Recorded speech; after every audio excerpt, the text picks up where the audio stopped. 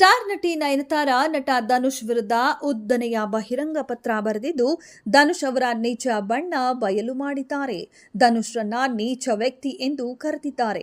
ನಯನತಾರ ಮತ್ತು ಧನುಷ್ ಇಬ್ಬರು ಭಾರತೀಯ ಚಿತ್ರರಂಗ ಸ್ಟಾರ್ ನಟ ನಟಿಯರು. ಇಬ್ಬರು ದಶಕಗಳಿಂದ ಚಿತ್ರರಂಗದಲ್ಲಿದ್ದಾರೆ.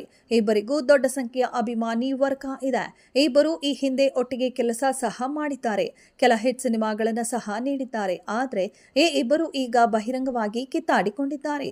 ಧನುಷನ್ನ ನಯನತಾರ ನೀಚ ಎಂದು ನಿಂದಿಸಿದ್ದಾರೆ. ಮಾತ್ರವಲ್ಲದೆ ಧನುಷ್ ಅದೆಷ್ಟು ಕೆಟ್ಟ ವ್ಯಕ್ತಿ, ಅವರಿಗೆ ಅತಿಯಾದ ಅಹಂ ಇದೆ ಅಂದೆಲ್ಲ ಟೀಕೆ ಮಾಡಿದ್ದಾರೆ.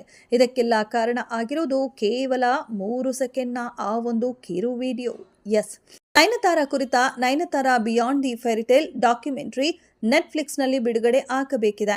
ಇತ್ತೀಚೆಗಷ್ಟೇ ಡಾಕ್ಯುಮೆಂಟರಿಯ ಪ್ರೋಮೋ ಬಿಡುಗಡೆ ಆಗಿದೆ. ಪ್ರೋಮೋದಲ್ಲಿ ನಯನತಾರ ಬಗ್ಗೆ ಅವರ ಆತ್ಮೀಯರು ಮಾತನಾಡಿದ್ದಾರೆ. ಕೆಲವು ಸಿನಿಮಾಗಳ ದೃಶ್ಯಗಳು, ಚಿತ್ರೀಕರಣದ ದೃಶ್ಯಗಳನ್ನು ಬಳಸಿಕೊಳ್ಳಲಾಗಿದೆ. ಅದರಲ್ಲಿ 3 ಸೆಕೆಂಡ್ನ ಶೂಟಿಂಗ್ನ ವಿಡಿಯೋ ಒಂದನ್ನು ಬಳಸಲಾಗಿತ್ತು. ಈ ವಿಡಿಯೋ ಧನುಷ್ ನಿರ್ಮಾಣದ ನಾನು ರೌಡಿದ ಸಿನಿಮಾದ ದೃಶ್ಯವಾಗಿದೆ. ಈ ಸಿನಿಮಾದ ನಿರ್ಮಾಪಕ ನಟ ಧನುಷ್ ತಾನು ನಿರ್ಮಾಣ ಮಾಡಿದ ಸಿನಿಮಾದ ಶೂಟಿಂಗ್ ದೃಶ್ಯವನ್ನು ಬಳಸಿಕೊಳ್ಳಿದ್ದಕ್ಕಾಗಿ ನಯನತಾರಿಗೆ ಮತ್ತು ನೆಟ್ಫ್ಲಿಕ್ಸ್ಗೆ 10 ಕೋಟಿ ರೂಪಾಯಿ ನೀಡುವಂತೆ ಬೇಡಿಕೆ ಇಟ್ಟು ನೋಟಿಸ್ ಕಳುಹಿಸಿದ್ದಾರೆ. ಧನುಷ್ ಕಳುಹಿಸಿರುವ ನೋಟಿಸ್ಗೆ ಅತ್ಯಂತ ಖಾರವಾಗಿ ಉತ್ತರಿಸುವ ನಯನತಾರ ಧನುಷನ್ನ ನೀಚ ವ್ಯಕ್ತಿ ಎಂದು, ಮಹಾನ್ ಅಹಂಕಾರಿ ಎಂದು, ಹಣಬಾಕ ಎಂದು, ಕೃತಜ್ಞತೆ ಇಲ್ಲದವ ಎಂದು ಕರೆದಿದ್ದಾರೆ. ಕೆಲವು ಹಳೆಯ ವಿಡಿಯೋಗಳನ್ನು ಮುಚ್ಚುಮರೆ ಇಲ್ಲದೆ ಹೇಳಿದ್ದಾರೆ.